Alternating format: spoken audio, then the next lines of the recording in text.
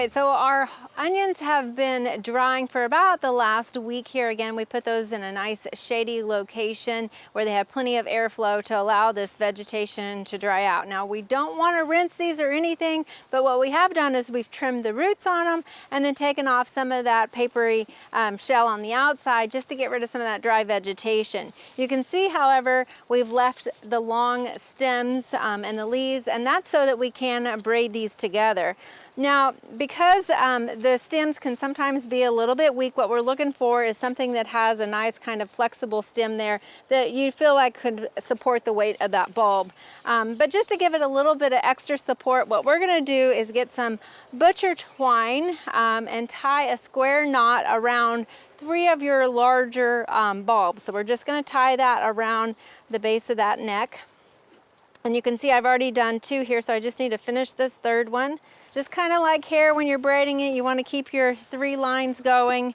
So we're going to just start by braiding these. So we cross that first one over, we add our 3rd one, and then we go ahead and bring that outside one in again. Again, keeping our strings together with each one of those, which can get a little tricky as you go through this process. We've got a lot of stuff we're messing with here with the vegetation.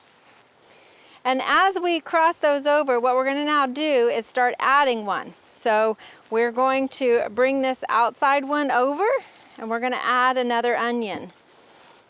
So we'll just bring that over. Now we've got our outside one here that we're going to bring over again. And we're going to lay an onion there to pull up. Now we're going to get our underneath one and pull it over and add another onion on top of that.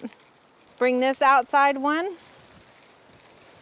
making sure to get the string, and just keep adding onions as you work your way over. And you basically just keep switching, alternating which sides you're bringing in. And you also might kind of put some more down towards the sides as you see that kind of hole that needs to be filled. So just depending on how big you want to make it, you just keep working your way up. So you can see we've got our braid of onions just like that. And again, it's getting heavy, so what we'll do is just get some more twine and tie this off. You can trim some of this if you want, again, because it'll just maybe make a mess in your pantry. But this is a great way to store your onions. And you can see it's a little more flat versus stringing your onions, which we've done as well. We hope you enjoyed this video as part of our Oklahoma Gardening YouTube channel. You can also find even more videos on the OK Gardening Classics YouTube channel. And join us on social media for great gardening tips, photos, and discussion.